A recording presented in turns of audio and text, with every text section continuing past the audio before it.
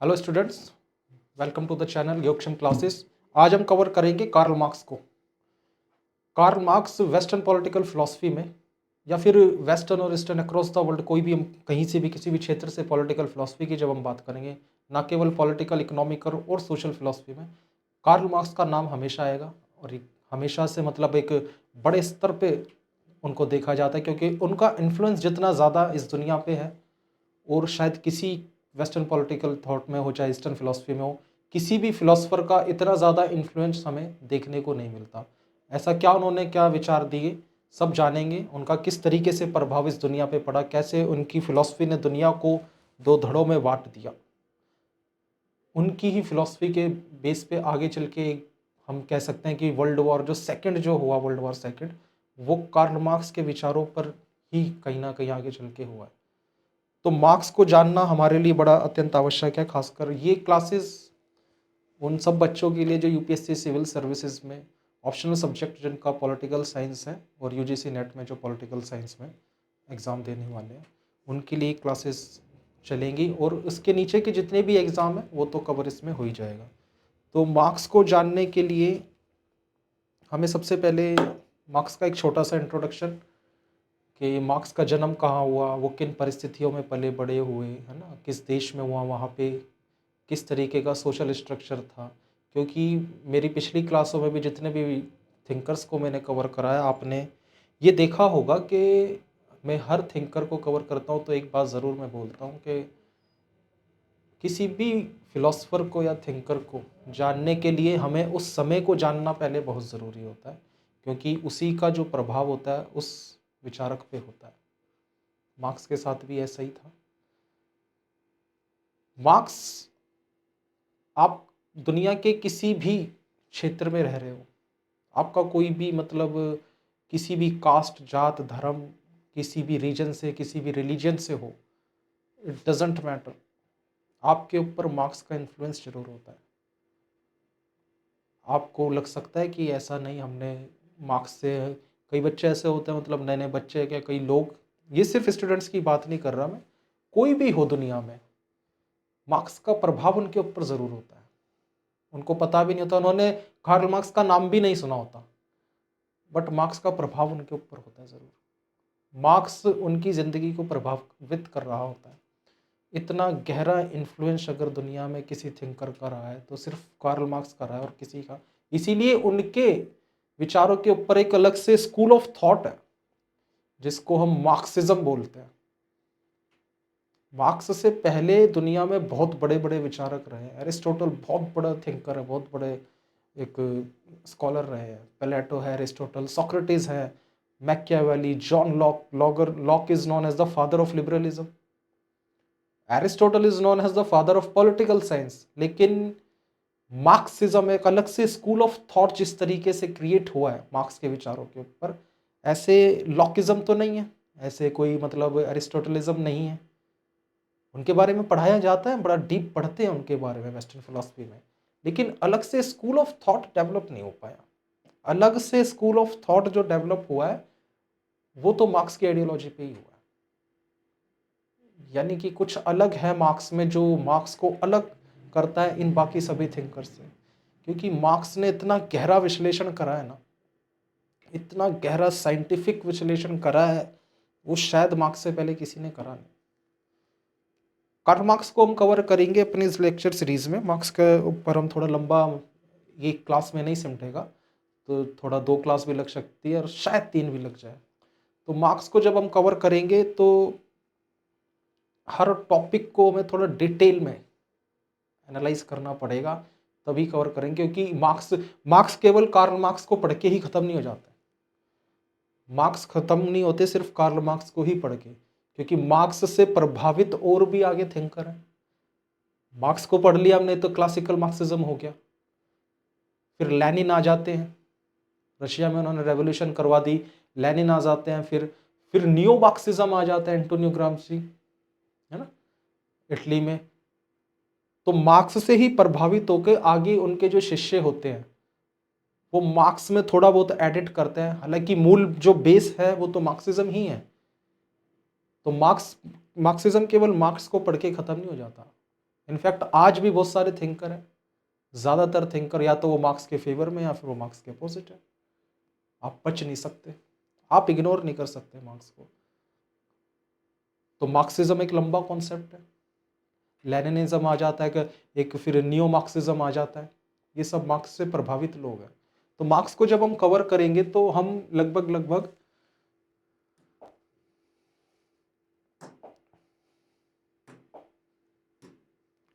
ये एक इंट्रोडक्शन हम देखते हैं, मार्क्स का एक इंट्रोडक्शन रहेगा, व्हाट इज मार्क्सिज्म, उसकी definition, core ideas, Marxism as political, social and economic theory, scientific method, Marx ने क्या मतलब साइंटिफिक मेथड्स दिए, फिलोसफिकल फाउंडेशन, ये बड़ा इंपॉर्टेंट है।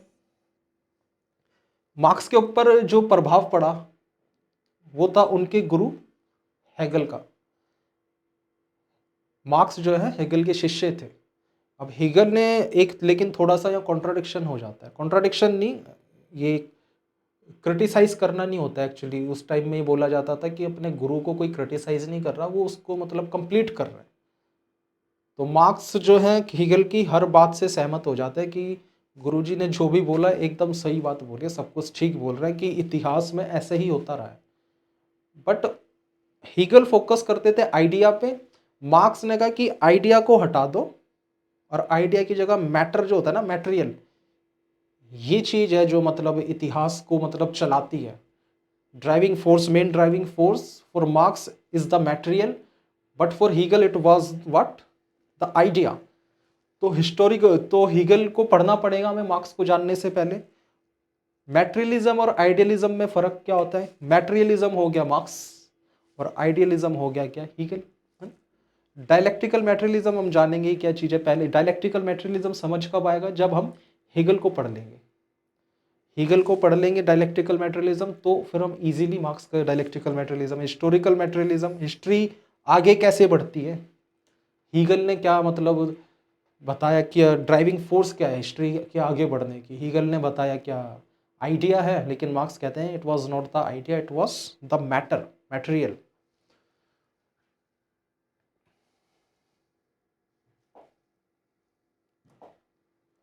फिर आता है डॉक्ट्रिन ऑफ क्लास कॉन्फ्लिक्ट। इसमें हम देखेंगे कोर आइडिया क्या है, history as a history of class struggle. हमेशा से मार्क्स ने कहा है कि सोसाइटी जो है वो डिवाइडेड रही है दो क्लासों में।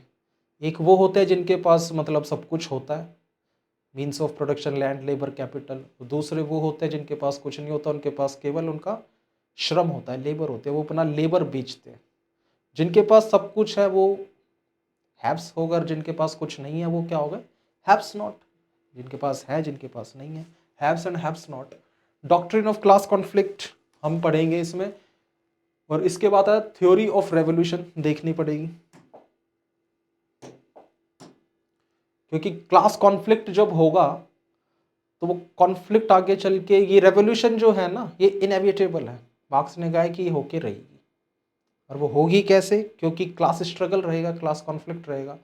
तो जो प्रोलेटेरिएट है, जिनके पास कुछ नहीं है, दो मार्क्स ने डिवाइड करा मतलब सोसाइटी को कैपिटलिस्ट सोसाइटी में। एक है बुर्जुआजी, जिनके पास सब कुछ है, लैंड, लेबर, कैपिटल, यानी कि कैपिटलिस्ट जो लोग हैं उनको बुर्जुआजी बोला। और जो जिनके पास कुछ नहीं है वो है प्रोलेटेरिएट, सर्वहारा इसको हिंदी में बोलते हैं ना, मजदूर वर्ग, मजदूर किसान। तो थ्योरी उन्होंने रेवोल्यूशन की थ्योरी दी कि ये होके रहेगी, इतिहास में भी ऐसा हुआ है और आज भी होगा। इस कैपिटलिस्ट सोसाइटी में कैपिटलिज्म का ओवरथ्रो होगा रेवोल्यूशन के द्वारा।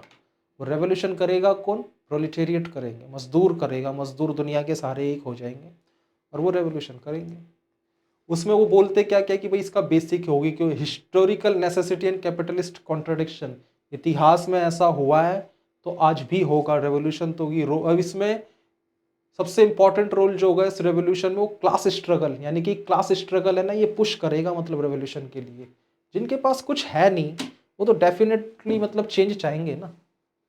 मेरे पास अगर किसी if I am lacking all those required resources in my life, जिससे मतलब मैं आगे तरक्की कर सकता हूँ, डेवलपमेंट कर सकता हूँ, अगर मेरे पास नहीं है, जबकि मैं डिजर्व करता हूँ वो चीज़ें, और फिर भी मेरे पास नहीं है, और किसी ऐसे व्यक्ति के पास है जो डिजर्व नहीं करते, हो सकता है डिजर्व करते भी हो, but lots of people are दोस्त जो डिजर्व नहीं करते but they are possessing all those what the required resources। तो उनके पास है, मेरे पास नहीं, मेरे अंदर एंगर आएगा। तो ये चीज़ मेरे को क्या करेगी, पुश करेगी रेवोल्यूशन चेंज के लिए। यानी कि अभी क्या है, इनइक्वालिटी है, इस इनइक्वालिटी को इक्वालिटी में मुझे कन्वर्ट करना पड़ेगा। वो आएगा कैसे, रेवोल्यूशन से। यानी कि क्लास का स्ट्रगल होगा ना, मेरे और उसके, दो क्लास डिवाइड हो गए, उसके पास सब कुछ है, मेरे पास कुछ नहीं है। तो जब मेरे पास कुछ नहीं है, वो तो चाहेगा नहीं रेवोल्यूशन। वो क्यों चाहेगा चेंज, क्योंकि उसके तो फेवर में है ना ये सिस्टम, जिसके फेवर में सिस्टम काम कर रहा है। If the system is working और फंक्शनिंग अकॉर्डिंग टू दैम, तो वो क्यों चेंज चाहेंगे। चेंज कौन चाहेगा, जिनके अगेंस्ट ही काम कर रहा है। तो मेरे अगेंस्ट काम कर रहे हैं क्योंकि मेरे पास कुछ नहीं है, तो मैं चेंज लाऊंगा। तो यहाँ पे यानी कि रोल ऑफ क्लास स्ट्रगल ये बहुत इंपॉर्टेंट है, यही रेवोल्यूशन लाएगा। कंडीशंस क्या होगी रेवोल्यूशन के लिए, कंडीशंस क्या होंगी, स्टेजेस क्या होगी। ओवरथ्रो करेंगे, फिर प्रोलेटेरियन स्टेट आ जाएगी। ये प्रोलेटेरियन स्टेट यानी कि सोशलिज्म है, और फिर कम्युनिज्म आएगा। कंसेप्ट ऑफ सरप्लस वैल्यू ये सबसे कोर है इसमें ना। ये सरप्लस वैल्यू जो है ना, इसको पढ़ना बड़ा, ये दास कैपिटल जो मार्क्स की बुक है, वॉल्यूम 1, 2, 3, उसमें उन्होंने बड़ा अच्छे से मतलब एक्सप्लेन करा है कि ये कैसे। हमें तो बस लगता है कि सरप्लस वैल्यू हमारे लिए क्या है कि हमने चीज़ खरीदी, बेची, प्रॉफिट हो गया, बस ये इतने, यहाँ तक ये बात रुक नहीं जाती। मार्क्स कहते हैं कि जो सरप्लस वैल्यू है ना, ये मतलब यही शोषण है, ये उस मजदूर का शोषण है, ये उसके खून पसीने की कमाई से वो कैपिटलिस्ट जो है, वो इंडस्ट्रियलिस्ट, वो पैसा बनाता है, उसका हक मार के, और उस पैसे को लगातार मल्टीप्लाई करता है। देखेंगे इसको, समझेंगे कॉन्सेप्ट को। और फिर आता है role of private property and freedom. Private property इसमें एक बहुत महत्वपूर्ण रोल प्ले करती है। ये प्राइवेट प्रॉपर्टी यानी कि मार्क्स कहता है कि ये जड़ है, ये खत्म होनी चाहिए प्राइवेट प्रॉपर्टी। अब जब मेरे को प्रॉपर्टी रखने का अधिकार ही नहीं होगा, किसी को भी नहीं होगा, तो प्रॉपर्टी होगी किसकी, कम्युनिज्म, सबकी होगी प्रॉपर्टी। यानी कि मैं खरीद ही नहीं सकता कुछ चीज़। प्रॉपर्टी पे कंट्रोल किसका होगा, सोसाइटी का होगा। तो आप कोई चीज़ खरीद नहीं सकते, जस्ट यूज़ इट, और जब आपका यूज़ हो जाए तो बस आगे बढ़ो, उसको छोड़ जाओ वहीं किसी दूसरे के लिए। ये नहीं कि मैं यहाँ पे खड़ा हूँ और मैं डिजिटल बोर्ड को उठा के घर ले जाऊँ अपने, नहीं, ऐसा नहीं है ना। मैं यूज़ करूँ इसको, डिजिटल बोर्ड को यूज़ करूँ, और फिर मैं यहाँ पे इसको छोड़ जाऊँ, नेक्स्ट कोई आए तो फिर वो आगे क्लास कंटिन्यू करें। ऐसा नहीं कि मैं इसको मैं मतलब प्राइवेट प्रॉपर्टी गेन कर ही नहीं सकता इंसान। ये अगर प्राइवेट प्रॉपर्टी का कॉन्सेप्ट जो है, इसको मतलब जस्टिफाई करा पहले जॉन लॉक ने करा और एडम स्मिथ ने करा। वो लिबरलिज्म का कॉन्सेप्ट लेके आए ना, एडम स्मिथ ने कहा और जॉन लॉक ने कि नहीं, प्राइवेट प्रॉपर्टी तो होनी चाहिए। कार्ल मार्क्स इसको सिरे से रिजेक्ट कर देते कि यही जड़ है, क्योंकि सिस्टम इस तरीके का होता नहीं कि सभी लोग मतलब प्राइवेट प्रॉपर्टी गेन करें। कुछ कर जाते हैं, कुछ नहीं कर पाते। जो कर जाते हैं वो उसका और ज़्यादा यूज़ करते हैं, वो पैसा कमाते चले जाते हैं। जिनके पास नहीं है तो वो ख़त्म। इनइक्वालिटी बढ़ती है, इनइक्वालिटी बढ़ेगी तो सोसाइटी डिवाइड हो जाएगी। कोई है जिसके पास कुछ है, मतलब हैव्स, और किसी के पास कुछ नहीं है, हैव्स नॉट। तो सोसाइटी डिवाइड हो गई तो फिर कॉन्फ्लिक्ट होएगा। तो इसको अभी हम जो है कंटिन्यू करते हैं इस क्लास को।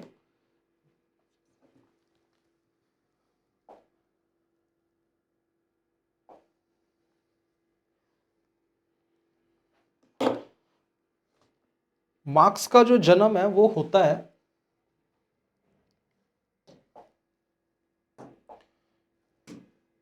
1818, कहाँ पे, जर्मनी में। Karl Marx was a German philosopher, economist and sociologist, revolutionary thinker. He is best known for as the founder of Marxism, as a theory of combined social, economic and political analysis to understand the transformation of society. Society transform कैसे होती है। Marxism वो चीज़ है जो बताते हैं कि society transformation आता कैसे है। अगला इसमें जो कॉन्सेप्ट है वो मार्क्सिज्म ही है। Marx was deeply concerned with the inequality, exploitation and conditions of the working class. Working class की conditions जो थी उस समय और inequality जो उससे उत्पन्न हुई, उसको लेके मार्क्स बहुत ज़्यादा चिंतित थे। वर्किंग क्लास यानी कि इंडस्ट्रियल रेवोल्यूशन वहाँ आ चुका था, इंडस्ट्रियल सोसाइटी, इंडस्ट्रियल सेटअप था वहाँ पे। वेस्टर्न यूरोप में, फ्रांस में, जर्मनी में और खास करके ब्रिटेन में। अब वहाँ पे जब इंडस्ट्रियल रेवोल्यूशन हो गया तो बड़े बड़े लोगों ने, मतलब जो पैसे वाले लोग थे जिनके पास ऑलरेडी कैपिटल थी, उन्होंने इंडस्ट्रियल सेटअप की लंदन में, मैनचेस्टर, लिवरपूल, पेरिस में, बड़े बड़े शहरों में, कॉन्स में, और वहाँ पे इंडस्ट्रियल सेटअप हुआ और उन्होंने कारखाने लगाए। अब उन कारखानों में काम करने के लिए भर भर के, मतलब दूसरे शहरों से, गाँव से या दूसरे देशों से मजदूर आने लगे, क्योंकि कॉलोनियलिज्म भी था पूरी दुनिया में। इंडिया से मजदूरों को ले जाया जा रहा है, इंडोनेशिया से ले जाया जा रहा है, अल्जीरिया से ले जा रहे हैं, और वहाँ पे फैक्ट्रीज में उनको लगा दिया काम। वर्किंग कंडीशंस उनकी बहुत ख़राब थी, मतलब 18, 17, 16 घंटे नॉर्मल है, मतलब काम करना, कोई रोशनी का कोई वहाँ पे नहीं, कोई खाने पीने का, मतलब एकदम जानवरों की तरह उनसे काम लिया जा रहा है, सिर्फ प्रॉफिट गेन के लिए। कैपिटलिस्ट के लिए कोई मैटर नहीं करता उनकी कंडीशन, उसको सिर्फ अपना प्रॉफिट कमाना है। इससे कार्ल मार्क्स जो थे बहुत ज़्यादा प्रभावित थे।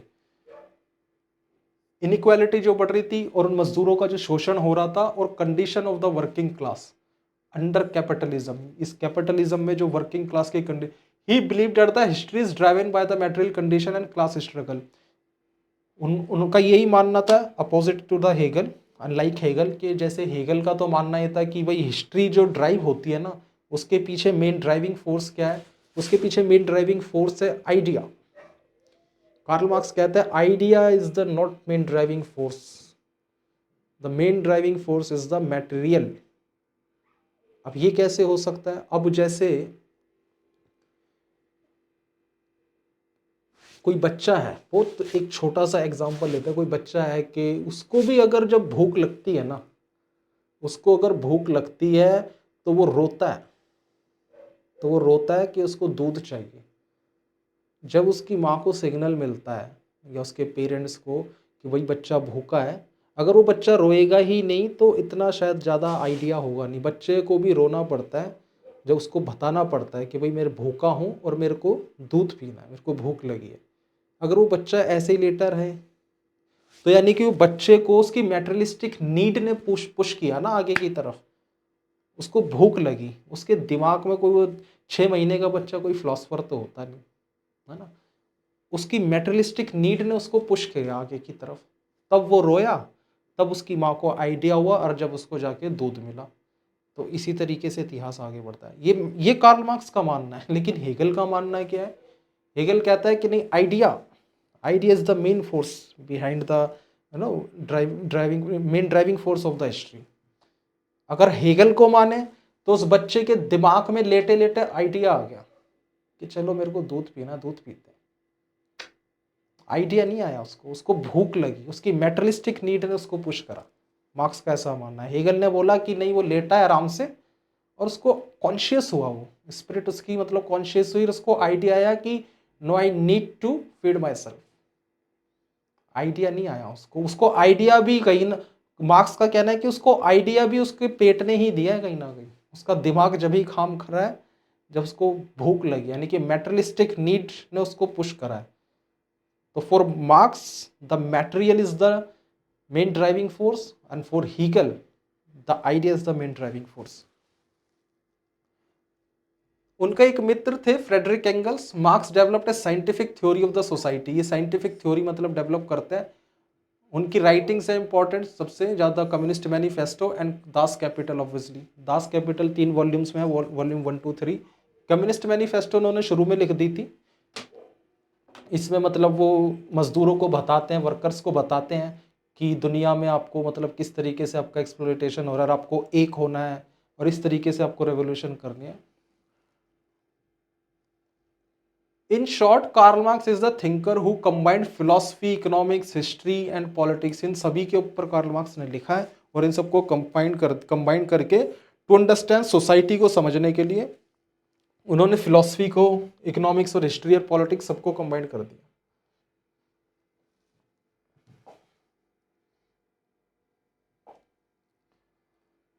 अब आता है कि मार्क्सिज्म चीज क्या है। What is Marxism? Marxism is a scientific approach to understanding society, history, and social change. It is not just political ideology, but comprehensive social philosophy. Its main goal is not only to understand world but also change it. Marks ने system को समझा। 17th 18th century में, थोड़ा ध्यान देखेंगे इधर, marks ने क्या समझा? सिस्टम को समझा। सिस्टम कौन सा है? वहां कैपिटलिज्म चल रहा है। सबसे पहले तो ये क्लियर होना चाहिए कि कैपिटलिज्म होता क्या है। कैपिटलिज्म एक ऐसा सिस्टम है जिसमें मीन्स ऑफ प्रोडक्शन जो होता है ना, वो कुछ लोगों के हाथ में आ जाता है। मीन्स ऑफ प्रोडक्शन जो होता है, capitalism refer to an economic system of modern age largely based on the industrial production, जहां पे लैंड, लेबर और कैपिटल, इस पे मोनोपोली हो जाती है कुछ लोगों की, है ना। सभी के पास मतलब मीन्स ऑफ प्रोडक्शन के ऑनर जो होते हैं वो सभी नहीं होते, कुछ लोगों के हाथ में मीन्स ऑफ प्रोडक्शन आ जाता है, वो ऑन करते हैं उसको, और जब वो उसको ऑन करते हैं तो वो बाकियों का मतलब यूज करते हैं as a labour force, as a working class, और उनका एक्सप्लॉयटेशन होता है। फिर कैपिटलिज्म का सीधा मतलब है इनइक्वालिटी, ऐसा मार्क्स का मानना है। अमेरिकन से पूछोगे तो मना कर देंगे, अमेरिका तो कैपिटलिस्ट सोसाइटी है ना, वो कहेंगे कि नहीं ऐसा कुछ नहीं, हमारे यहाँ तो कोई इनइक्वालिटी नहीं है और सब एकदम सब चंगासी। लेकिन कैपिटलिज्म जो है वो इनइक्वालिटी को कहीं ना कहीं नज़रअंदाज करता है।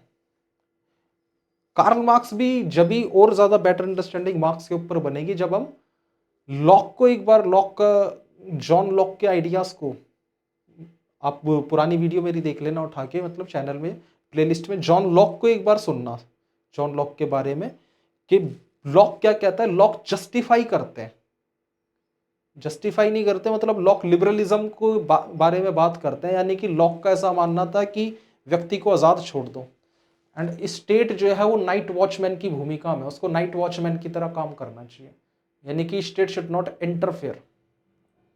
अब स्टेट इंटरफेयर नहीं करेगा, सबको एक मैदान में अकेला छोड़ दिया एक, तो फिर जो पावरफुल है, मतलब इस सर्वाइवल ऑफ द फिटेस्ट वाली थ्योरी काम करेगी यहाँ तो। जो पावरफुल है वो अपने पावर का यूज करेगा और आगे बढ़ेगा, जो कमजोर है बेचारा वो तो खड़ा रहेगा साइड में। स्टेट मतलब स्टेट तो इंटरफेयर करेगा नहीं।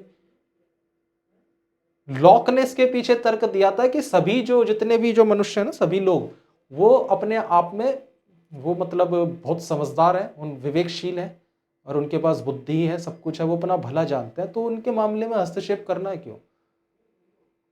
वो अपना सब अपने आप अच्छा जानते हैं, वो देखेंगे और डेवलपमेंट कर लेंगे अपना social, political, economical.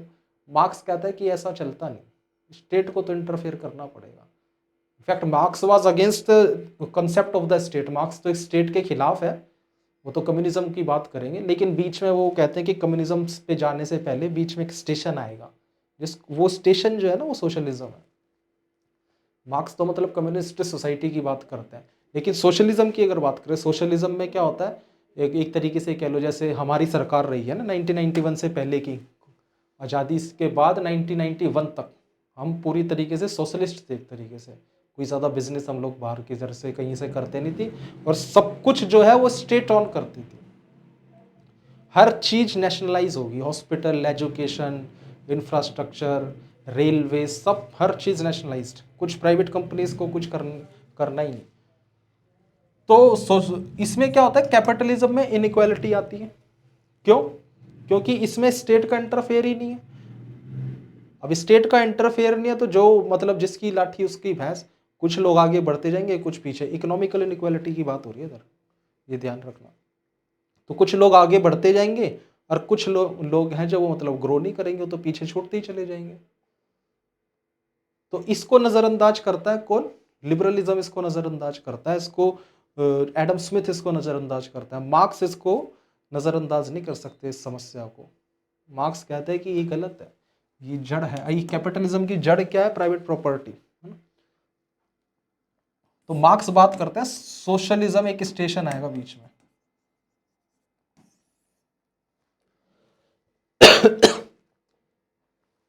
The central concept in Marxism is class and class struggle. Marxism में जो सेंट्रल कंसेप्ट है, मतलब उनकी जो मेन जो चिंता है वो है क्लास एंड क्लास स्ट्रगल। भाई कैपिटलिज्म में होता क्या है? मीन्स ऑफ प्रोडक्शन जो होते हैं वो कुछ लोगों के हाथ में वो हो जाते हैं, संगठित हो जाते हैं, संग्रहित हो जाते हैं कि मेरे ही हाथ में मतलब सब कुछ आ गया और बाकी रह गए। तो एक तो हो गया हैव्स, उसके पास लैंड, लेबर, कैपिटल सब कुछ है, और जो दूसरे बाकी बड़ी संख्या में लोग जो है उनके पास कुछ है ही नहीं, उनके पास कुछ नहीं, उनके पास सिर्फ बचा क्या, उनकी लेबर। अब वो अपनी लेबर को बेचेंगे। मैं हूं कैपिटलिस्ट, मैं पैसे से पैसा बनाऊंगा, तो एक की तो वेल्थ जो एक्यूमुलेट होती चली जाएगी, एक की तो वेल्थ जो एनहेंस होती चली जाएगी, बढ़ती चली जाएगी, दूसरे के पास कुछ नहीं, सोसाइटी हो गई डिवाइड। कैपिटलिज्म में हो जाती है society divide on the basis of, उसका बेस क्या होता है, मनी, पैसा। पैसा मतलब पैसे के बेस पे कुछ लोगों के पास पैसा होता है, सिर्फ कुछ लोगों के पास, और बाकियों के पास नहीं होता। हमारी कंट्री में ही देख लेना, अगर आज अगर देख लें तो हमारा मतलब टोटल मतलब कंट्री की वेल्थ का 70 to 80% कुछ 2-4% लोगों के हाथ में। अंबानी, अडानी, टाटा, बिरला, कोटक, ये सब लोग जो है ऑन करते हैं मतलब। और ये कितने, इनकी संख्या 1% के बराबर है, इनकी संख्या 1-2% बस, और बाकी के इतने बड़ी संख्या के लोगों के पास कुछ है ही नहीं। इसका बहुत अच्छा एग्जाम्पल इतिहास में रहा है। फ्रेंच रेवोल्यूशन अगर आपने पढ़ा हो, हिस्ट्री ऑप्शनल वाले बच्चे जो है वो जानते होंगे। फ्रेंच रेवोल्यूशन का मेन मतलब उसका मेन कॉज क्या था, वो यही था ना कि 2% लोग थे जो वहाँ की नोबल क्लास थी, और जो वहाँ के जो क्लर्जी थे, और ये बड़े पैसे वाले लोग थे, और वहाँ का जो राजा था लुइस 16, वो टैक्स से एग्जेम्प्टेड थे, है ना, और वो सारी अय्याशी करते थे, और सारी वेल्थ अक्यूमुलेशन उनके पास था। और बाकी के 98% जो सोसाइटी थी, मतलब जो जिसमें सारी वर्किंग क्लास, मजदूर, किसान, डॉक्टर, इंजीनियर, टीचर, जो भी लोग हैं, सब लोग, बाकी के 98% उनके ऊपर सब बर्डन था देश को चलाने का। वो टैक्स देते थे उनको बदले में, उनको जबकि कोई फैसिलिटी कुछ मिलती नहीं थी। तो ये तो सबको, ये तो घोर अन्याय है ना, ये तो मतलब इनइक्वालिटी है। तो फ्रेंच रेवोल्यूशन को मतलब जो मेन जो मतलब कारण था ना जिसकी वजह से फ्रेंच रेवोल्यूशन हुई, वो इनइक्वालिटी ही तो थी। वो एक कैपिटलिस्ट सोसाइटी थी ना वहां पे।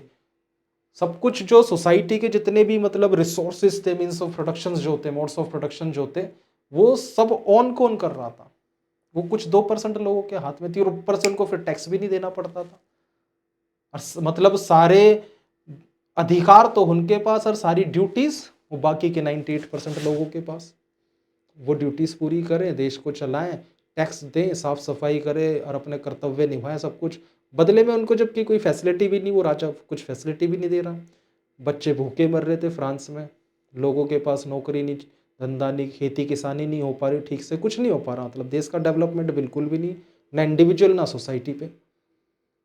तो लोगों के अंदर आ गया ना एंकर, फिर वहाँ उन लोगों ने पुश करा उनको आगे की तरफ, मतलब वो रेवोल्यूशन की तरफ हुआ। तो यही होता है कैपिटलिज्म में। एक दो क्लासेस डिवाइड हो जाती है, एक होती है बुर्जुआसी, एक होती है class बुर्जुआसी, owners of the production, वो प्रोडक्शन करते हैं, वो ओनर होते हैं, और एक होते हैं वर्कर, जो फैक्ट्रियों में काम करते हैं, मजदूर, वो होते हैं वर्कर।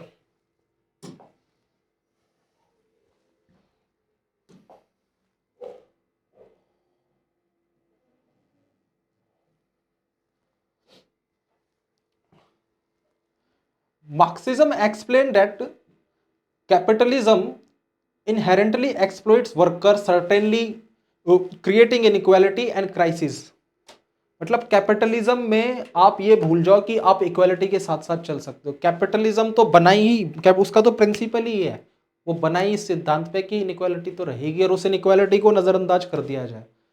फ्रीडम, आजाद छोड़ा जाता है, मतलब state will not interfere at all. और स्टेट होती भी है अगर, तो वो बस यूज की जाती है। ये मार्क्स की वर्डिंग है ना, जैसा मैं बता रहा हूं। अगर स्टेट होता है तो मार्क्स ने बोला state is nothing in the capitalist society, state is nothing just a tool to exploit the working class. Working class को एक्सप्लॉइट करने का एक टूल है वो, और वो तो काम करती है किसके लिए, बुर्जुआजीज के लिए, कैपिटलिस्ट के लिए जो है स्टेट, वो तो काम करती है। तो ये ऐसी स्टेट तो ना ही हो तो अच्छा है, फिर तो हो क्या, कम्युनिस्ट सोसाइटी हो, मार्क्स कहते हैं। क्योंकि ये स्टेट जो है ये प्रोलेटेरिएट के फेवर में तो कहीं से कहीं तक काम करती ही नहीं, इनफैक्ट उनको ये एक्सप्लॉइट ही करती है। ये किसके फेवर में काम करती है, ये तो एक टूल है, मतलब जिसका यूज करते हैं बुर्जुआजी यानी कि कैपिटलिस्ट, पैसे वाले लोग इस टूल का यूज करते हैं वर्किंग क्लास को, प्रोलेटेरिएट्स को उत्पीड़न के लिए, उनके एक्सप्लॉयटेशन के लिए। इनइक्वालिटी तो बढ़ेगी। This contradiction makes capitalism unstable, इसलिए इससे क्या होता है, कैपिटलिज्म अनस्टेबल हो जाता है इन कॉन्ट्राडिक्शन से।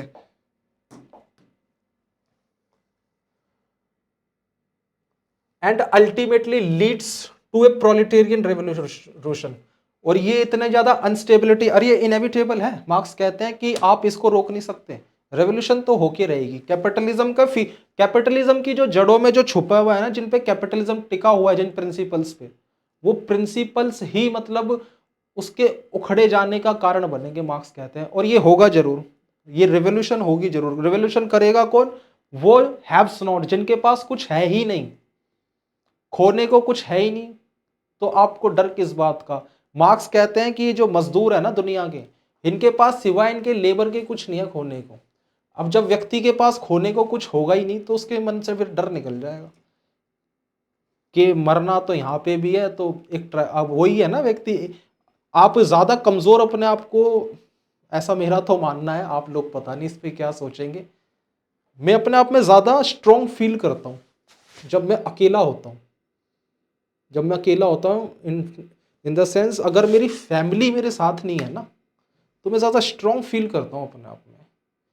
क्यों? क्योंकि अगर मेरी फैमिली मेरे साथ होएगी, उनके साथ मेरा अटैचमेंट है, उनके साथ मेरी बॉन्डिंग है, तो मैं कहीं ना कोई, मैं उनकी सिक्योरिटी, उनकी सेफ्टी, मेरे इमोशंस है उनके साथ, है ना, तो उनकी सिक्योरिटी, सेफ्टी, इन सब के बारे में सोचा, और मैं कहीं ना कहीं वो मेरे वीक वीक हो जाऊंगा मैं। इसको अगर इस तरीके से देखें तो मार्क्स भी क्या कहते हैं कि ये प्रोलेटेरियन रेवोल्यूशन तो होगी, क्योंकि उन वर्कर्स के पास अपने लेबर के सिवा खोने को कुछ है नहीं, और उस लेबर से भी, उस मतलब श्रम से भी उनको कुछ खास मिलता नहीं, सिर्फ एक दो वक्त की रोटी मिलती है। वो कैपिटलिस्ट इतना ही देता है उनको, उनकी आज की जरूरत। वो कैपिटलिस्ट उनको ये देता है कि वो बस रात को रोटी खा के 4 घंटे सो जाए, बस पेट भरा रहे उसका, और वो कल सुबह उठ के फिर आ जाए काम पे। अगर उसको उसने इतना दे दिया कि उसकी सेविंग्स हो गई, अगर उसको उसने इतना दे दिया कि उसकी महीने भर की सेविंग्स हो गई, तो वो थोड़ा रिलैक्स हो जाएगा। और जहां वो थोड़ा रिलैक्स हुआ तो वो दिमाग चलाने लगेगा फिर। कैपिटलिस्ट अपने आप में इस तरीके से सोचता है, तो उनको आज की जरूरत पूरी की जाती है उनकी बस, ताकि कल वो यानी कि पूरी तरीके से अपने ऊपर कैपिटलिस्ट उनको डिपेंड कर लेता है। जबकि है ऐसा, कैपिटलिस्ट खुद उनके ऊपर डिपेंड होता है बहुत ज्यादा, लेकिन उनकी ये बात समझाए कैसे, उन वर्कर्स को ये बात जल्दी से समझ नहीं आती, और वो दिखाता है, पिक्चर ऐसी क्रिएट कर देता है वो, क्यों? कैपिटलिस्ट के ऊपर डिपेंड हो जाता है आज की जरूरत पूरी बस। लेकिन मार्क्स कहते हैं ये ज्यादा दिन चलेगा नहीं, उनकी कॉन्शियसनेस को वो ज्यादा दिन छुपा नहीं पाएंगे, और ना वो कैपिटलिस्ट उसको रोक पाएगा। तो रेवोल्यूशन तो होगी, करेगा कौन? प्रोलेटेरिएट करेंगे, और उसका रिजल्ट क्या आएगा? Socialism and eventually communism. Socialism आएगा, यानी कि कैपिटलिज्म से उखाड़ के फेंकेंगे कौन? प्रोलेटेरिएट। तो आएगा क्या? पहले आएगा सोशलिज्म। मार्क्स इस सोशलिज्म को फेवर नहीं करते। हाँ, ये लेकिन एक स्टेशन है बीच में कहां तक पहुंचने का? कम्युनिज्म तक। अल्टीमेटली मार्क्स जिसकी बात कर रहे हैं, जिस सिस्टम की, जिस सोसाइटी की, वो कम्युनिस्ट सोसाइटी की बात कर रहे हैं। तो ये स्टेशन है बीच में एक सोशलिज्म, क्योंकि कैपिटलिस्ट सोसाइटी से प्रताड़ित हुआ हुआ मजदूर, अभी वो इतना एक्सपर्ट है नहीं इतना ज्यादा, तो उसको बीच में एक ये जो सोशलिज्म है ना, ये लेनिन का दिया हुआ वो है। मार्क्स कहते हैं कि हम सोशलिज्म के होते हुए फिर इस पे पहुंचेंगे, कम्युनिज्म पे। लेकिन अभी हम आगे चल के पढ़ेंगे लेनिन, लेनिन क्या करते हैं, यहीं रुक जाते हैं बस, लेनिन आगे पहुंच नहीं पाते कम्युनिज्म तक। मार्क्स का मानना है capitalism to communism via socialism. Lenin also thinks like that, but Lenin could not make it possible to पूरी तरीके से कम्युनिस्ट सेटअप कर नहीं पाते, वहां पे सोशलिज्म पे रुक जाते हैं लेनिन। मार्क्स कहते हैं कि भाई ये अल्टीमेटली इससे क्या होगा, रेवोल्यूशन होगी और सोशलिज्म और फिर फाइनली कम्युनिज्म आएगा। The state is Marx, state in Marxism is seen as a tool of the ruling class. Ruling class state को एक टूल की तरह यूज करती है ना। And true freedom comes from the economic and social equality, not just political rights. तो in short, Marxism is the scientific study of the society, class struggle and revolutionary change aimed to create egalitarian classless society. Classless society क्या है? Communism जो है ना,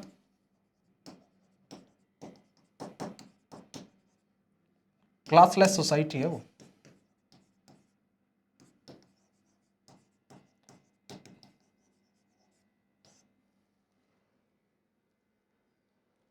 classless plus stateless. लेकिन ये जो socialism है ना,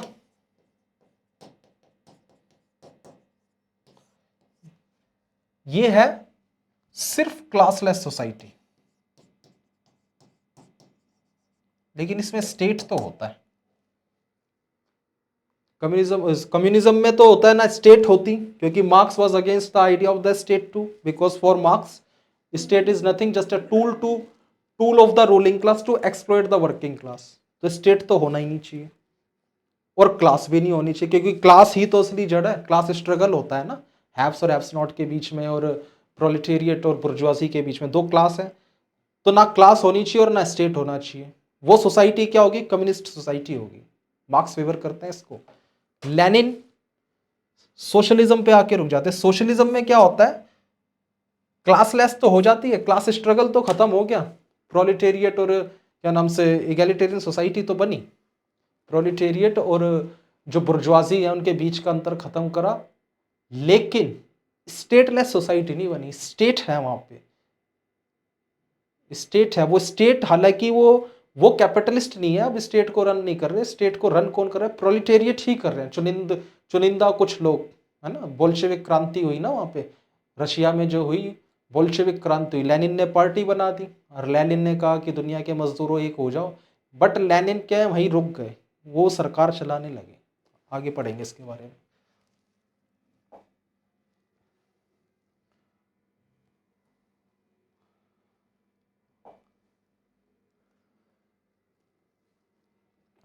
broad stream of Marxism. Marx ने जो आइडियाज दिए शुरुआत में, मार्क्स और एंगल्स ने जो दिए, और उसके जो उन्होंने कम्युनिस्ट मैनिफेस्टो में लिखा, दास कैपिटल लिखी, और मार्क्स के जो आइडिया थे, कम्युनिज्म का जो आइडिया है, कम्युनिज्म का जो आइडिया है वो क्या है? वो तो क्लासिकल मार्क्सिज्म हो गया, क्योंकि सबसे पहले मार्क्स ने दिया, वो हो गया क्लासिकल मार्क्सिज्म। बट उसके बाद उसमें थोड़ा मार्क्स के आगे, अभी मैंने बात करी थी ना शुरुआत में, कि सिर्फ मार्क्स को पढ़ के ही मार्क्सिज्म नहीं हो जाता। मार्क्सिज्म कभी खत्म नहीं होता। आप भी कहीं ना कहीं, हो सकता है बहुत सारे लोग, आप भी मार्क्सिस्ट हो, आप भी मार्क्स के आइडियाज में कुछ ना कुछ कमी निकाल लो, और कि नहीं यहाँ पे इसकी जगह ये होना चाहिए, बट इन्फ्लुएंस तो मार्क्स से हो, है ना।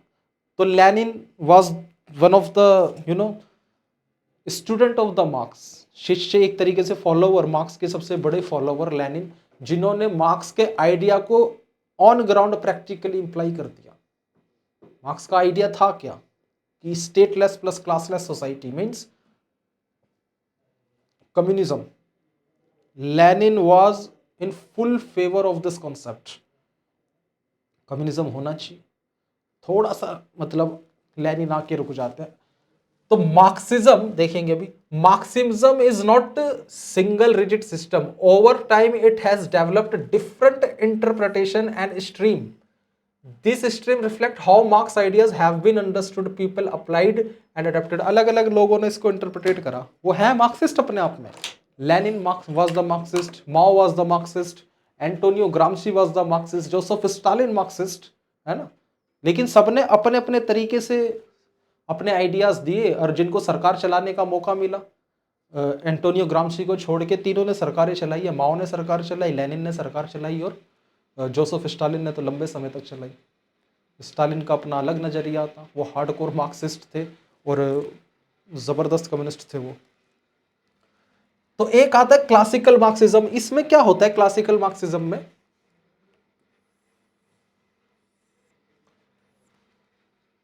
This is the original Marxist theory developed by Karl Marx himself. और एंगल्स और कार्ल मार्क्स के द्वारा जो थ्योरी जो गढ़ी गई वो क्लासिकल है ना। इस ये फोकस करते हैं historical materialism, class struggle and inevitability of proletarian revolution. इस थ्योरी में कैपिटलिज्म की खामियों को उन्होंने निकाला कार्ल मार्क्स ने, और बताया कि सोसाइटी में जो चेंज आता है वो हमेशा से आता रहा है। इतिहास को उन्होंने पढ़ा, उन्होंने देखा कि सबसे पहले दास होते थे, है ना, और दास और उनका मालिक होता था प्रिमिटिव सोसाइटी में। उसके बाद फिर लॉर्ड और सर्फ का रिश्ता भी आने लग गया, मतलब एक सामंत है और उसके मतलब भूमि वो है, मतलब ज़मीनों पे काम करने वाले। ऐसे इस कैपिटलिस्ट सोसाइटी में भी है।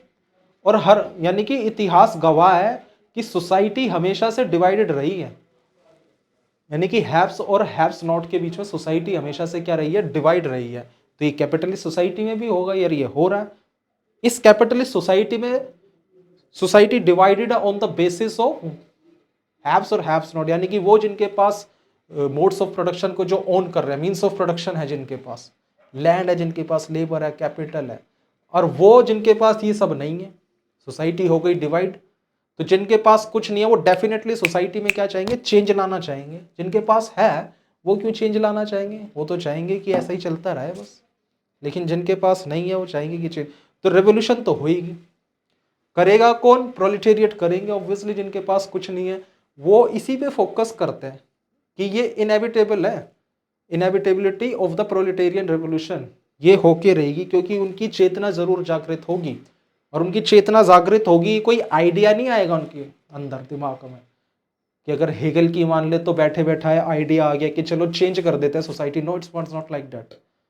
उनकी मेटेरियलिस्टिक नीड उनको पुश करेगी चेंज लाने के लिए। उनके पास कुछ नहीं है, उनके बच्चों को अच्छी शिक्षा नहीं मिल रही, कोई बीमार हो जाए, अभी जैसे बहुत सारे देशों में चल रहा है ना, कि बांग्लादेश में लगा लो, और ईरान में प्रोटेस्ट चल रहे हैं, या फिर नेपाल में एक रेवोल्यूशन हुई है पिछले दिनों, है ना, जेंजी रेवोल्यूशन।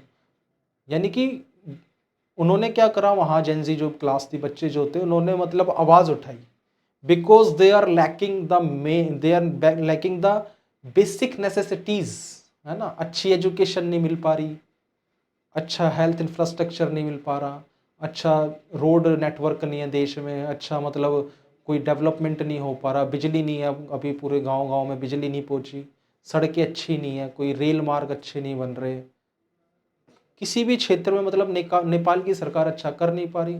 बच्चे अनएम्प्लॉयड है, उनके पास क्या है, नौकरियां नहीं है, डिग्रियां ले ली बैठ गए बच्चे, नौकरियां नहीं है। यानी कि वो चाह रहे हैं, they wants to grow, but they are unable just because of the system.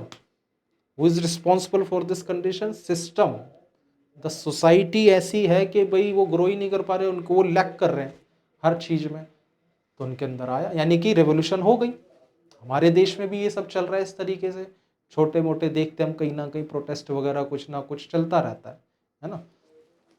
तो ये तो होगी, तो ये कोई आइडिया नहीं आया बैठे बैठा नेपाल की जनता के अंदर भी, है ना। ये मतलब मेटरिस्टिक नीड होती है ना, जो वो पुश करती है व्यक्ति को आगे की तरफ कि यार अब बस बहुत हो गया, अब तो करना पड़ेगा। ये जो क्लासिकल मार्क्सिज्म है ना, ये एम्फसाइज करता है that economic structure determined social, political and legal institutions. Marks जो है हर चीज का जो ठीकरा जो फोड़ते हैं ना, वो इकोनॉमिक स्ट्रक्चर पे फोड़ते हैं। इस चीज से थोड़ा सा अलग हट जाता है आगे जाके नियो मार्क्सिस्ट एंटोनियो ग्रामशी, इससे अलग हट जाते हैं। वो कहते हैं कि इकोनॉमिक स्ट्रक्चर रिस्पॉन्सिबल होता है, ठीक है, ये अच्छी बात है, मान गए, बट उसके साथ कुछ और चीजें भी होते हैं। मार्क्स ने इन चीजों पे ध्यान नहीं दिया, वो आगे चल के एक कल्चरल हेजिमोनी का वो कॉन्सेप्ट करते हैं। फिर मार्क्स के लिए जो भी कंडीशन है ना, किसी भी देश की, किसी भी समाज की कोई भी कंडीशन अगर चल रही है, उसके पीछे जो मेन कारण होगा वो इकोनॉमिक होगा। इकोनॉमिक स्ट्रक्चर जिस तरीके से है ना, वो ही डिटरमाइन करता है कि पॉलिटिकली किस दिशा में जाएगा देश, है ना, सोशल स्ट्रक्चर वहां का कैसा होगा। हमारे देश में हो सकता है ये अलग तरीके से हो, बट अगर गहराई में जाके सोचेंगे तो बात यही निकलेगी। हमारी हमारी तो सोसाइटी बहुत ज़्यादा डाइवर्स है, तो हमारे हो सकता है हमारे यहाँ सोसाइटी मतलब जो है वो डिसाइड करे इकोनॉमिकल पॉलिटिकल डेवलपमेंट, बट ऐसा मार्क्स की अगर माने तो मार्क्स इसको भी प्रूफ कर देंगे कि सोसाइटी नहीं, इकोनॉमिक स्ट्रक्चर डिसाइड करेगा सोसाइटी किस डायरेक्शन में जाएगी, पॉलिटिकल सिस्टम कैसा होगा, है ना, और हम इकोनॉमिकली किस डायरेक्शन में जाएंगे। ये क्लासिकल मार्क्सिज्म है जो advocates for overthrow of capital, ये कैपिटलिज्म को तो ओवरथ्रो करना ही पड़ेगा, and creation of the classless and communist society. क्योंकि कैपिटलिज्म कैपिटल सिस्टम में क्या है, इसमें सोसाइटी डिवाइडेड है जैसे मैंने बोला, और कुछ लोग ही मतलब जो है ऑन कर रहे हैं मोड्स ऑफ प्रोडक्शन को, तो जो नहीं कर रहे रेवोल्यूशन होएगी, तो यानी कि सोसाइटी में क्या इनइक्वालिटी है, यानी कि इनइक्वालिटी जहां पे होगी वहां पे रेवोल्यूशन के, विद्रोह के, रिवोल्ट के चांसेस हमेशा बने रहते हैं। कैपिटलिज्म तो टिका ही इनइक्वालिटी के आधार पे है, तो रेवोल्यूशन तो इनएविटेबल है, होके ही रहेगी, कार्ल मार्क्स कहते हैं, बिल्कुल टाल नहीं सकते आप। तो कहेंगे कि ये होएगी, यानी कि इसको वो ओवरथ्रो में, इसको ओवरथ्रो किया जाए कैपिटलिज्म को, और बनेगी सोसाइटी कौन सी, क्लासलेस, जहां पे क्लास ही नहीं होगी कोई, और सोसाइटी में इक्वालिटी है। क्लास का मतलब ही अपने आप में इनइक्वालिटी है, और क्लासलेस सोसाइटी तो वो अपने आप में इक्वालिटी है ना सोसाइटी में। तो मार्क्स एडवोकेट करता है क्लासलेस कम्युनिस्ट सोसाइटी की। कम्युनिज्म का मतलब ही क्या है,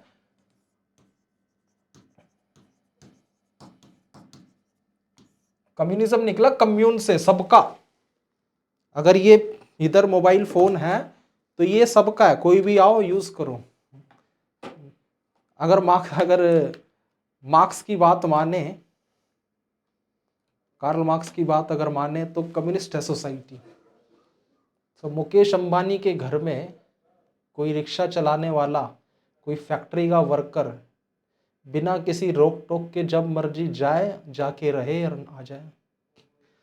अभी अपने आप में थोड़ा अजीब तो है, लेकिन कम्युनिस्ट है सोसाइटी, सबका है, हर चीज नेशनलाइज है, जो मर्जी यूज करो और आगे बढ़ो, आप खरीद नहीं सकते, आप उसको खरीद नहीं सकते। यानी कि मार्क्स का एक, और ये कहीं ना कहीं ये बात थोड़ी गहरी भी है, अपने शायद किसी कन्नड़ लिटरेचर में कहीं एक बहुत गहरी बात लिखी है कि इस दुनिया में कोई पैदा नहीं हुआ कि जो धरती को खरीद ले। जो हम कहते हैं ना कि हमने तो भाई यहाँ पे प्लॉट खरीद लिया, और यहाँ पे प्लॉट खरीद लिया, और 500 गज का 1000 गज का प्लॉट खरीद लिया, और 10 करोड़ में और 5 करोड़ में। इंसान की इतनी औकात नहीं है। कन्नड़ लिटरेचर में मैंने कहीं पढ़ा था, कहीं ये बात लिखी है कि इंसान की इस धरती पे कोई पूत पैदा नहीं हुआ जो जमीन को खरीद ले, इतनी औकात नहीं है इंसान की। आपकी उम्र ही क्या, आप निश्चित उम्र है यार आपकी, आप 60 70 80 ज़्यादा करोगे, 90 100 साल जी जाओगे, आप खरीद कैसे सकते हो भाई। आप बस आओ, यूज़ करो एंड जाओ। आप जब आए थे तो जेब में पैसे भर के लाए थे क्या, क्या करा था आपने, आप ऐसे ही आए थे ना, खाली हाथ जाता है इंसान, आता है इंसान और खाली हाथ ही जाता है। तो आप प्रॉपर्टी को गेन कैसे कर सकते हो, मतलब उसको एक्वायर कैसे कर सकते हो, ऐसे नहीं होता। कार्ल मार्क्स का भी यही मानना है, कम्युनिस्ट सोसाइटी सबका, प्राइवेट प्रॉपर्टी होगी नहीं, आप खरीद ही नहीं सकते। ये थोड़ा सा अपने आप में यूटोपियन लग सकता है, आजकल ऐसा होता तो नहीं। जो हार्डकोर मार्क्सिस्ट कंट्री है इनफैक्ट, जो मतलब जैसे रशिया या फिर चाइना, ये लोग बहुत ज़्यादा मार्क्स को फॉलो करते हैं, बट कम्युनिस्ट सोसाइटी तो वहाँ पे भी नहीं है पूरी तरीके से। क्योंकि आज का जो वर्ल्ड है उसमें कम्युनिज्म थोड़ा सा, आप वैचारिक तौर पे कम्युनिज्म को फेवर कर सकते हो, प्रैक्टिकली ऑन ग्राउंड जब उतरेंगे तो फिर दुनिया से अलग हट जाएंगे हम ऐसा, क्योंकि प्रैक्टिकली थोड़ा सा इम्पॉसिबल हो रहा है आजकल। लेकिन ऐसा सोच के ये मान लेना कि यानी कि मार्क्स का आइडिया, मार्क्स जो है फेल हो गए, ये गलत है, ये गलत है। अगर किसी दुनिया के किसी देश में अगर कम्युनिज्म आज नहीं है, और हम ये बात करते आ रहे हैं कि मार्क्स का इन्फ्लुएंस दुनिया में सबसे ज़्यादा रहा है ना, सबसे उनके नाम पे स्कूल ऑफ थॉट अलग से, सबसे ज़्यादा मार्क्स का इन्फ्लुएंस रहा है, लेकिन फिर भी दुनिया के किसी देश में आज ज़्यादा हमें कहीं ना कहीं कम्युनिज्म हमें ज़्यादा देखने को नहीं मिलता, तो इट मीन्स क्या मार्क्स फेल हो गए? नो। ऐसी कंडीशंस हमेशा से प्रेजेंट थी और है, रहेंगी किसी भी देश में, चाहे वो अमेरिका ही क्यों ना हो, कि हम मार्क्स के विचारों को रिलेट करें और वो हो ना, ऐसा हो नहीं सकता। और वो आगे के लिए हमें वो भी करते हैं, आगा भी करते हैं फिर। तो मार्क्स कभी फेल नहीं हुए अपने आप में। मार्क्स के आइडियाज ऑन ग्राउंड प्रैक्टिकली हो सकता है वो उस तरीके से इम्प्लाई ना हो पाए हों, बट मार्क्स फेल नहीं हुए। दूसरा आता है लेनिनिज्म।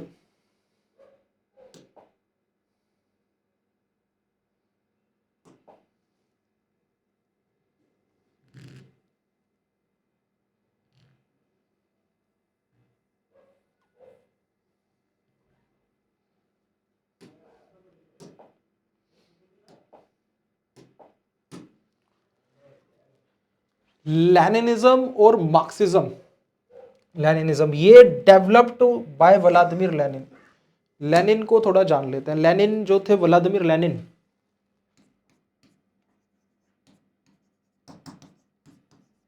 इनका जन्म हुआ था कहाँ? रशिया में।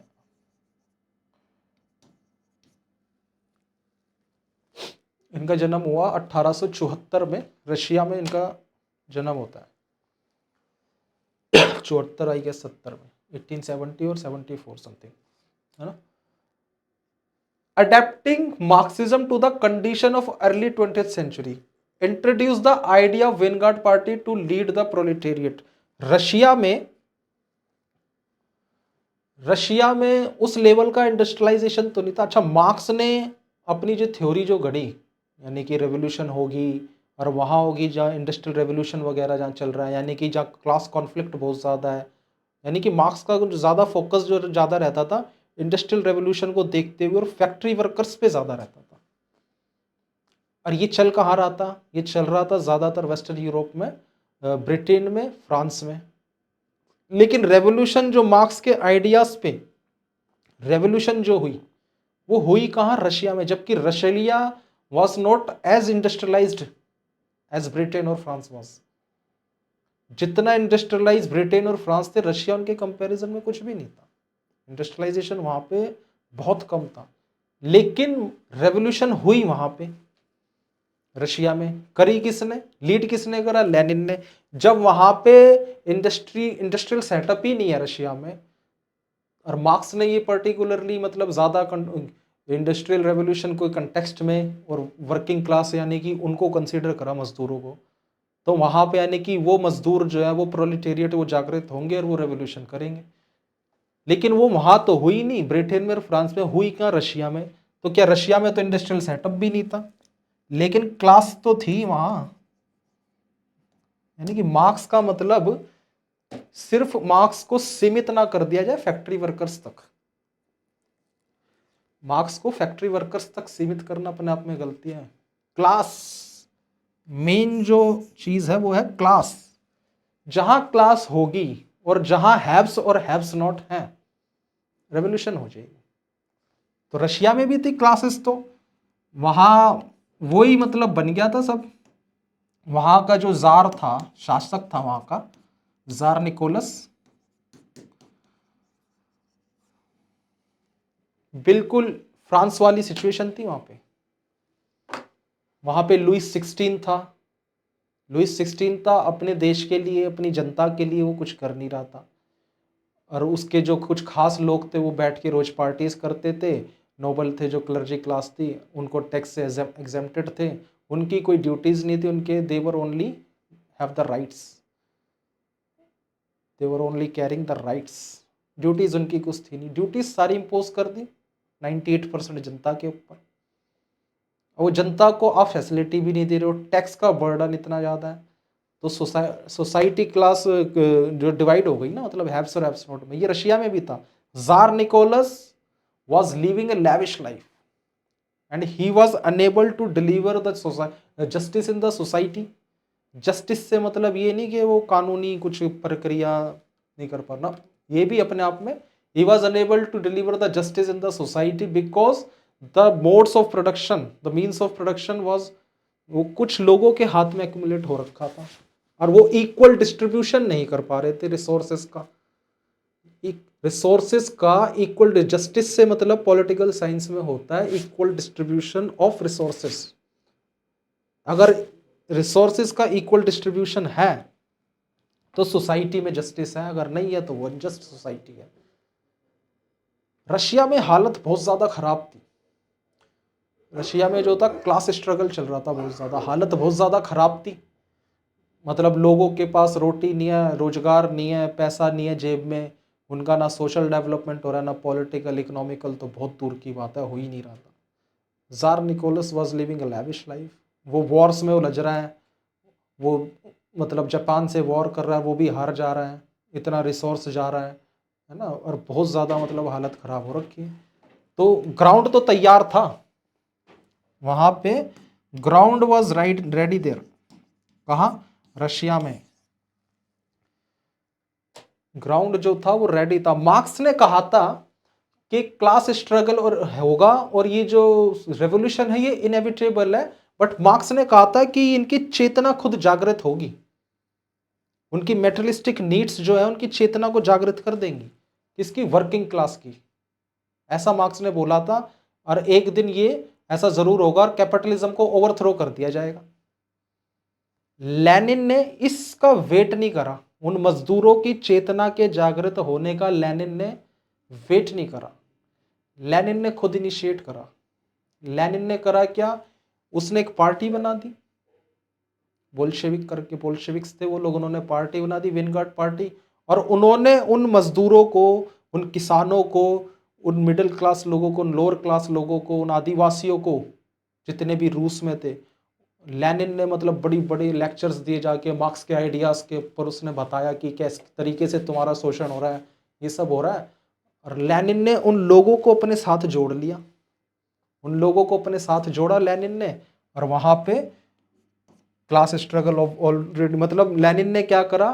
वेट नहीं करा उनकी चेतना के खुद जागृत होने का, लेनिन ने उनको जागृत करा, मजदूरों को। लेनिन का मानना था, यहां पे लेनिन जो है अलग हो जाते हैं थोड़ा मार्क्स से, अलग इन द सेंस ऐसा नहीं है कि वो डिसएग्री है मार्क्स से, उनका, लेनिन को ये कह सकते हैं कि उन्होंने वेट ना करके खुद ये काम करा कि इनको जागृत करो, ये खुद से नहीं होंगे, इनको करना पड़ेगा। उन्होंने पार्टी बनाई, लेनिन ने क्या करा? वहां पे पार्टी बनाई और उनको लोगों को बताया, उनको बड़े बड़े लेक्चर्स दिए, पैम्फलेट्स बांटे, रेवोल्यूशन करवा दी वहां पे 1917 में। 1917 में हो गई वहां पे क्या? रेवोल्यूशन हो गई। ग्राउंड वहां पे तैयार था। Russia was the first where Marxist revolution happened. Russia में हुई थी सबसे पहले मार्क्सिस्ट रेवोल्यूशन। मार्क्स के आइडियाज पे आगे बढ़ाते हुए लेनिन ने जो क्रांति करी, 1917 में वहां पे ग्राउंड एकदम तैयार था। अब मार्क्स का क्या मानना था,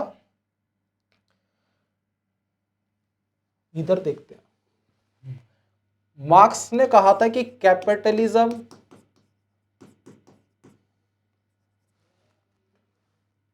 से कम्युनिज्म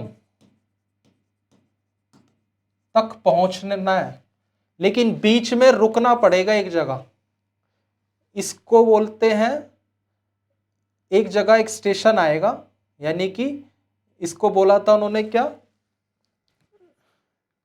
सोशलिज्म, ये कॉन्सेप्ट है, यानी कि सर्वहारा वर्ग की तानाशाही, डिक्टेटरशिप ऑफ द प्रोलिटेरिएट, ये सोशलिज्म है। यानी कि हर कम्युनिस्ट जो होगा ना वो सोशलिस्ट जरूर होगा। हमें कम्युनिज्म तक पहुंचने के लिए सोशलिज्म के माध्यम से ही जाना पड़ेगा ना। तो जितने भी कम्युनिस्ट होंगे वो सोशलिस्ट तो जरूर होंगे, लेकिन जितने भी सोशलिस्ट है ना वो कम्युनिस्ट हो ये जरूरी नहीं है, हो सकता है वो यहीं रुक जाएंगे ना। हमें दिल्ली से ट्रेन जाती है, दिल्ली से भाई ट्रेन जाती है, एक ट्रेन का फिक्स्ड रूट है, दिल्ली टू मुंबई राजधानी एक्सप्रेस जा रही है, ट्रेन का फिक्स्ड रूट है, और वो फलाने रूट से जाएगी कि भाई आपको अहमदाबाद स्टेशन से ही जाएगी वो, है ना।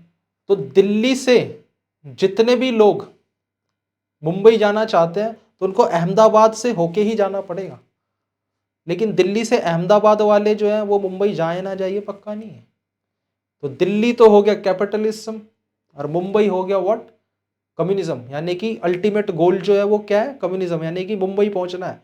बीच में एक स्टेशन आएगा, मार्क्स कहते हैं कि हमें अहमदाबाद होते हुए जाना पड़ेगा, तो मार्क्स के लिए तो ये रूट था। लेनिन इसको फॉलो करते हैं, लेनिन इसको फॉलो करते हैं, लेकिन लेनिन क्या करते हैं, यहां रुक जाते हैं, इस स्टेशन पे स्टॉप हो गए, वो अहमदाबाद से आगे गए नहीं लेनिन।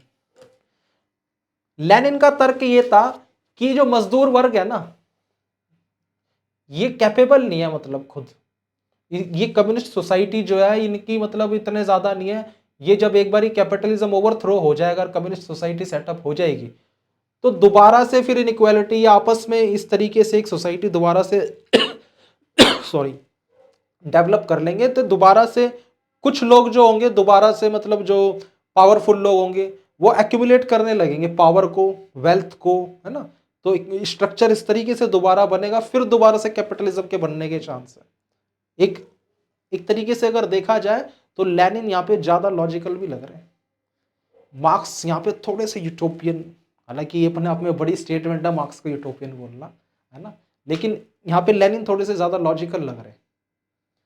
लेनिन ने कहा कि दोबारा से मतलब जिसकी लाठी उसकी भैंस वाला रूल आ जाएगा, कुछ लोग वेल्थ को एक्यूमुलेट करते जाएंगे और वो दोबारा से फिर क्लास स्ट्रगल होएगा, कुछ वेल्थ को एक्यूमुलेट करेंगे, दोबारा से उनका शोषण करेंगे, यानी कि वही कैपिटलिज्म दोबारा से आ जाएगा, तो फिर दोबारा रेवोल्यूशन, ये तो चक्र चलता रहेगा, इसको रोकना पड़ेगा। यानी कि एक पार्टी, कुछ कुछ इंटेलेक्चुअल लोग, कुछ जानकार लोग, ये उनकी ड्यूटी होती है कि वो आगे आए, उन लोगों को समझाएं, और वो सरकार, वो उसको बोलते हैं डिक्टेटरशिप ऑफ प्रोलेटेरिएट, यानी कि सोशलिज्म। ये लोग जो है ये सिस्टम को चलाएंगे, ये पूरी तरीके से मार्क्सिस्ट हैं ये लोग, ये कैपिटलिज्म को खत्म करके उखाड़ के फेंक दिया। कम्युनिज्म जो है वो तो क्या है, सोसाइटी, मार्क्स बात करते हैं क्लासलेस प्लस स्टेटलेस, लेकिन लेनिन ने क्लास तो खत्म कर दी, स्टेट तो है ना, डिक्टेटरशिप चाहिए प्रोलेटेरिएट्स की, उस पार्टी की, बोल्शेविक पार्टी की सरकार है, लेकिन स्टेट तो रन हो रहा है। तो लेनिन ने क्लास तो खत्म कर दी बट स्टेट खत्म नहीं करा, स्टेट तो है यहां पे, तो स्टेट जो है सोशलिज्म है। तो यानी कि कम्युनिज्म तक फुल फ्लैश पहुंच नहीं पाया, वो अपने आप में बोल रहे हैं कि ये लोग कि हम कम्युनिस्ट हैं, और सब कुछ नेशनलाइज हो रहा है, सब सारे बैंकों का नेशनलाइजेशन कर दिया, पंचवर्षीय योजना बना दी, लेकिन वेनगार्ड पार्टी, बोल्शेविक पार्टी करेगी ये काम। मजदूर वर्ग अपने आप में बिना किसी सरकार के, बिना किसी कंट्रोलिंग अथॉरिटी के ये नहीं होगा। थोड़ा सा लॉजिकल है, लॉजिक है ये, इसमें लेनिन की बात में थोड़ा लॉजिक लग रहा है। अगर हम आज अगर ऐसा सोचे कि कोई मतलब स्टेट हो ही ना, कोई स्टेट ही ना हो, ना सड़क पे पुलिस हो, ना कोई सरकार, ना पार्लियामेंट, ना विधानसभा, तो फिर तो जो है बंदा 7 फुट का, शरीर से तगड़ा, अपने बना रखे हैं 24 इंची का डोला है जिसका, वो तो फेंक देगा ठा ठा के सबको, और जिसका जिसमें जो मना है, जिसके पास पिस्टल है वो राजा हो जाएगा ना फिर तो।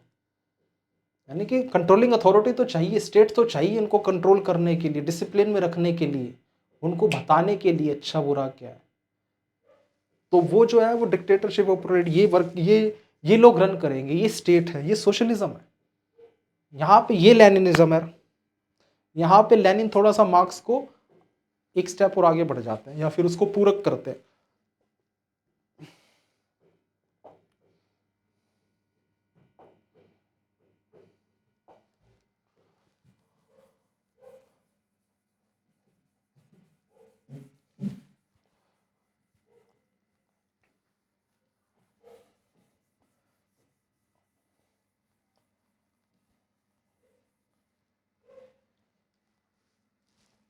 ये तो था लेनिनिज्म, ये हम जो ब्रॉड स्ट्रीम है ना मार्क्सिज्म की, उसको हम पढ़ने की कोशिश कर रहे हैं। ये लेनिनिज्म भी इसमें आ जाता है। क्लासिकल मार्क्सिज्म तो वही हो गया, मार्क्स के खुद के आइडियाज जो उन्होंने दिए, है ना। लेनिन ने जो बोला, एक वो है, लेनिन है हार्डकोर मार्क्सिस्ट है वैसे वो, लेकिन उन्होंने उसमें थोड़ा बहुत चेंज करने की कोशिश की। Combined marks theory with practical strategies for revolutionary action, ये पॉइंट है इधर, practical strategies for revolutionary action in under developed और सेमी फ्यूडल कंट्रीज। यानी कि अपने आप चेतना जागृत नहीं होगी, स्ट्रेटजी बनानी पड़ेगी, उन मजदूरों को जागृत करना पड़ेगा, उन मजदूरों को जागृत करना पड़ेगा। वहीं से तो आया, फिर रशिया से ही तो, लेनिन की रेवोल्यूशन के बाद से ही, वर्ल्ड वॉर फर्स्ट के बाद से ही तो फिर ये कॉन्सेप्ट निकल के आया, ये जो ट्रेड यूनियंस का, है ना, जितने भी यूनियंस होती है ना, मतलब बड़ी बड़ी फैक्ट्रीज़ में, रेलवेज़ में, हर मतलब किसी भी ऑर्गेनाइजेशन में मज़दूरों की यूनियन होती है। तो वो जो यूनियन जो है, सॉरी, वो यूनियन जो है वो पार्टी का काम करे, यानी कि जैसे वेनगार्ड पार्टी है ना, जैसे वेनगार्ड पार्टी मतलब लेनिन की बोल्शेविक पार्टी है, वो यूनियन थी एक तरीके से। रेलवेज, इंडियन रेलवेज में कभी भी स्टेशन वगैरह पे कहीं जाएंगे, बड़े बड़े बोर्ड दिखेंगे हमें, फलानी यूनियन, ढिमकानी यूनियन। एमसीडी में कर्मचारियों की यूनियन होती है, रेलवेज में होती है, हर डिपार्टमेंट में, प्राइवेट में, सरकारी में, हर डिपार्टमेंट, बैंक्स की यूनियन होती है। तो यूनियन है ना जो, वो यहीं से निकल के आया है कॉन्सेप्ट। यानी कि वो यूनियन जो है वो लोगों को इकट्ठा करने का, उनको उनके राइट्स बताने का, है ना, उनको जागृत करने का काम करते हैं, ताकि, और उनको यूनाइट करने का, ताकि उनका एक्सप्लॉयटेशन ना हो सके। वो कैपिटलिस्ट, वो इंडस्ट्रियलिस्ट उनका एक्सप्लॉयटेशन ना कर सके। तो ये प्रैक्टिकल स्ट्रेटजी बताते हैं। अब इसमें जो नेक्स्ट आता है वो आता है नियो मार्क्सिज्म।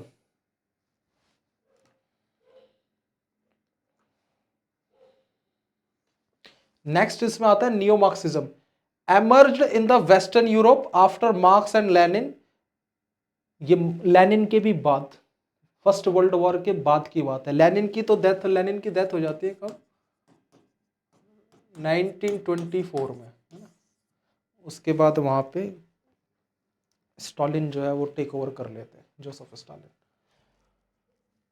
ये नियो मार्क्सिज्म, ये जो रिलेटेड है, ये है इटली से। मुसोलिनी का नाम सुना होगा आपने, बेनिटो मुसोलिनी, इटली का डिक्टेटर था, हिटलर का कंटेम्पररी, है ना। हिटलर, जर्मनी में हिटलर, और इटली में मुसोलिनी, और यूएसएसआर में जोसेफ स्टालिन। ये जो मुसोलिनी था ये किसका था? फासिज्म का जनक बोला जाता है ना इसको, फासीवादी पार्टी बनाई थी इसने।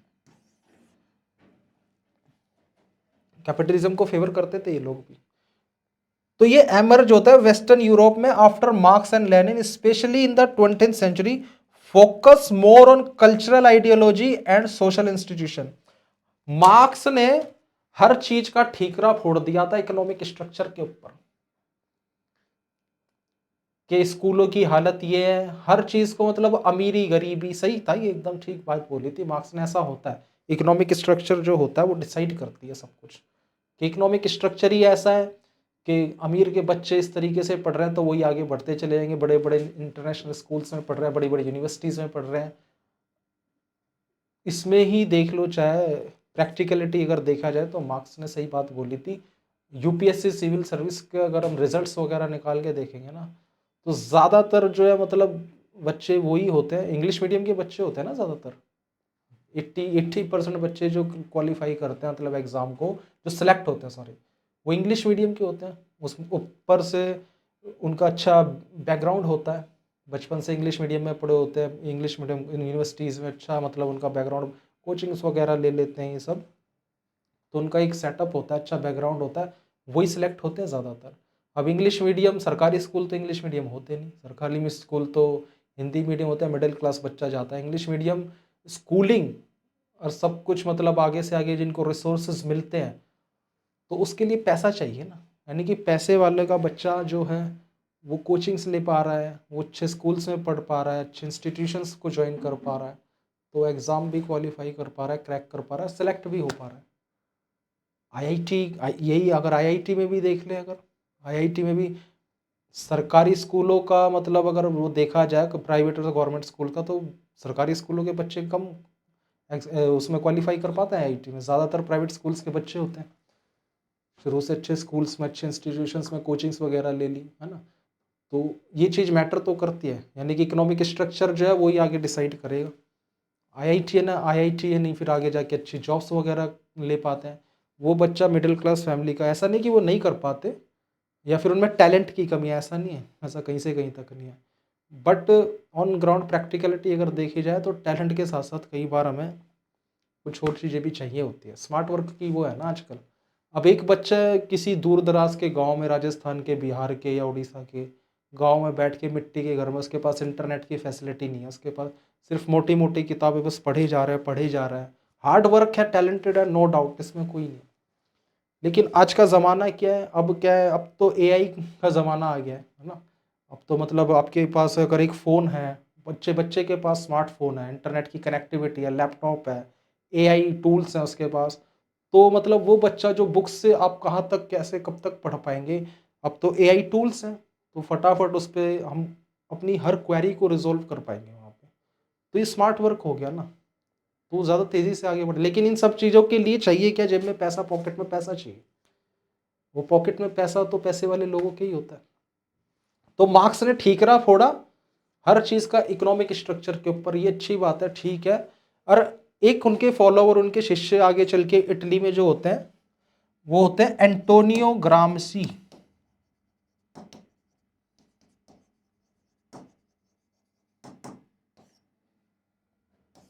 ये एंटोनियो ग्रामसी गजब की प्रतिभा थी इनके अंदर, है ना।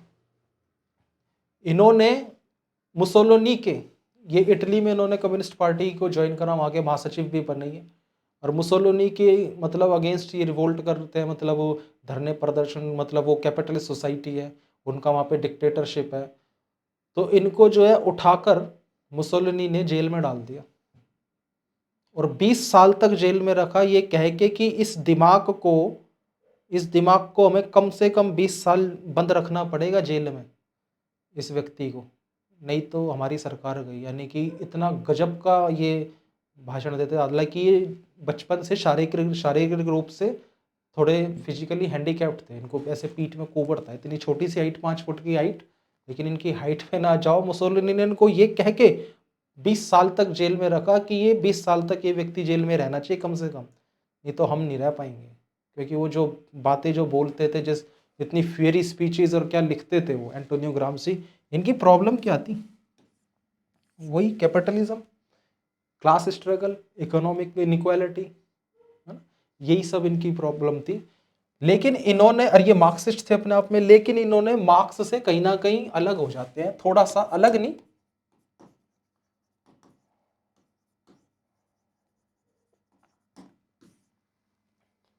आप बुक को फॉलो कर सकते हैं वेस्टर्न पॉलिटिकल थॉट के लिए। ओपी गोबा बहुत अच्छी बुक है, बड़ा कंसाइज वे में लिखा है, point to point, easy to understand. आप ओपी गोबा को मेरे हिसाब से फॉलो करना, अच्छी बुक है काफी। एंटोनियो ग्रामसी मार्क्सिस्ट थे, उन्होंने बोला कि कार्ल मार्क्स ने सारी बात ये चलो ठीक बोली है, इकोनॉमिक स्ट्रक्चर जो है डिसाइड करता है, लेकिन सिर्फ इकोनॉमिक स्ट्रक्चर नहीं होता। अब वो इस बात से तो सहमत है कार्ल मार्क्स की, कि मार्क्स ने बोला कि स्टेट इज नथिंग, स्टेट जो है वो क्या, टूल है एक, यूज कौन करता है उसको, कैपिटलिस्ट, है ना। स्टेट को कैपिटलिस्ट यूज करता है, लेकिन ये कैपिटलिस्ट अपनी सत्ता को बनाए रखने के लिए, या फिर state plus capitalist, state plus capitalist जो है, ये दोनों मिलके अपनी सत्ता को बनाए रखने के लिए और भी किसी चीज का सहारा लेते हैं। मार्क्स ने उनको नजरअंदाज कर दिया। वो चीजें क्या है, culture, ideology and social institution, not just the economy.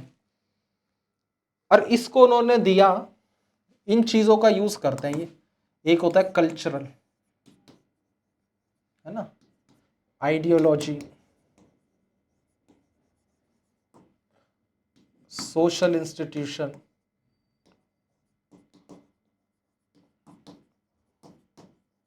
कैसे करते हैं,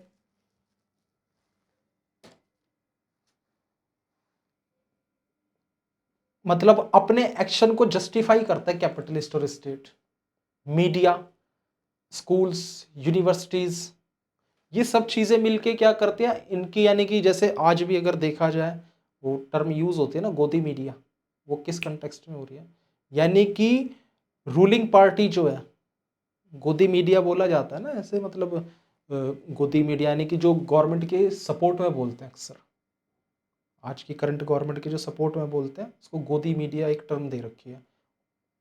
वो करते क्या है एक्चुअली, अगर इस कंटेक्स्ट में सोचें तो वो गोदी मीडिया करती क्या है, वो ग्रामशी से आप कनेक्ट करोगे अब, यानी कि स्टेट और कैपिटलिस्ट, बीजेपी की गवर्नमेंट और अंबानी अडानी मिलके मीडिया का यूज कर रहे हैं to spread and to justify their ideologies and their actions.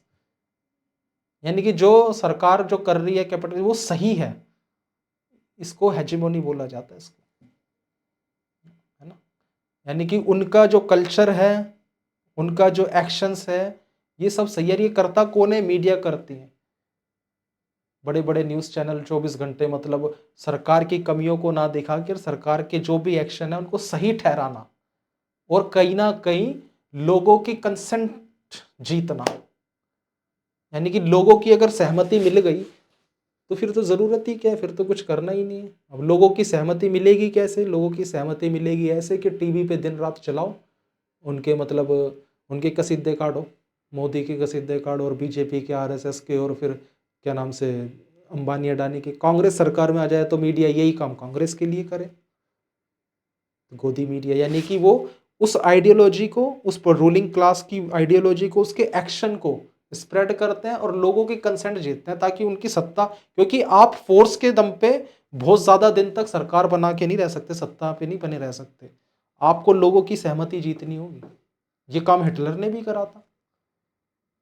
Hitler Germans के लिए हीरो था ना, वो कोई जर्मन्स को थोड़ी ना गोली मारता था देखते ही, उसने जर्मन्स की सहमति जीत ली थी।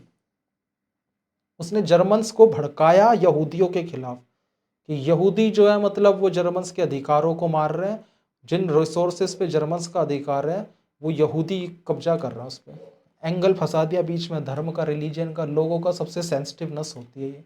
वो लोग जर्मन्स उसके पीछे हो गए हिटलर के, और उसने अपने एक्शंस को जस्टिफाई कर दिया कि यहूदियों का यहाँ से जाना ही होगा, इनको मारना पड़ेगा, and we will make the Germans great again, we will make the Germany great again, है ना। उसने ये इस तरीके से चला, और इसमें उसका साथ कौन देती थी?